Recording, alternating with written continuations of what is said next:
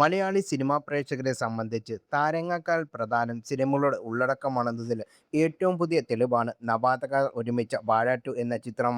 2024 പുറത്തിറങ്ങിയ Vaazha biography of billions ബോയ്സിന്റെ സീക്വലായി എത്തിയ ചിത്രത്തിലെ കേന്ദ്ര കഥാപാത്രം മാത്രമല്ല സംവിധായകനും മാറി. ആദ്യ ഭാഗത്തിൽ ചെറുവേഷങ്ങളെത്തിയ ഹാഷർ, അലൻ ബിൻ സിറാജ്, വിനായക് വി, അജിൻ ജോയ് എന്നിവരാണ് ചിത്രത്തിലെ പ്രധാന വേഷത്തിൽ എത്തിയിരിക്കുന്നത്.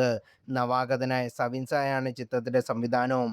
റെക്കോർഡുകൾ പലതും തകർത്ത ചിത്രം ഇപ്പോഴാ ശ്രദ്ധേയമായ ഒരു നേട്ടം സ്വന്തമാക്കിയിരിക്കുകയാണ്. ഇന്ത്യ നെറ്റ് കളക്ഷനിൽ ഏറ്റവും മുന്നിലുള്ള മലയാള ചിത്രങ്ങൾ പട്ടികയിൽ സ്ഥാനം മെച്ചപ്പെടുത്തിയിരിക്കുകയാണ് ചിത്രം. പ്രമുഖ ട്രാക്കറുമായ സാൻസിക്കിന്റെ കണക്ക് പ്രകാരം ചിത്രം ഇന്ത്യയിൽ നിന്ന് ഇതുവരെ നേടിയ നെറ്റ് കളക്ഷൻ 113.97 കോടി രൂപയാണ്. ഗ്രോസ് ആവട്ടെ 131.78 കോടിയും. ഇതോടെ മലയാള ചിത്രങ്ങൾ all time heist Indian net collection ലിസ്റ്റിൽ ചിത്രം 4-ാം സ്ഥാനത്തേക്ക് എത്തിയിട്ടുണ്ട്. എമ്പുരാനെ മറികടന്നാണ് ചിത്രം 4-ാമതെത്തിയത്. 106.77 കോടിയാണ് എമ്പുരാന്റെ ലൈഫ് ടൈം ഇന്ത്യ നെറ്റ്. വാഴ 2 ലിസ്റ്റിൽ ഇനി മറികടക്കാനുള്ളത് മോഹൻലാലിന്റെ തന്നെ തുടരുമാണ്. 122 കോടിയാണ് തുടരും ഇന്ത്യയിൽ നിന്നും നേടിയ നെറ്റ് കളക്ഷൻ. അതേസമയം ലിസ്റ്റിൽ ആദ്യ 2 സ്ഥാനങ്ങൾ യഥാക്രമം ലോഗോയും മഞ്ഞുമൽ ബോയ്സുമാണ്.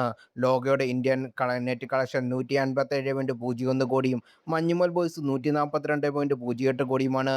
തമിഴ്നാട്ടിൽ നിന്ന് മാത്രം 50 കോടി ക്ലബ്ബിൽ ഇടം പിടിച്ചാണ് മഞ്ഞുമൽ ബോയ്സ് ഈ നേട്ടം സ്വന്തമാക്കിയത്.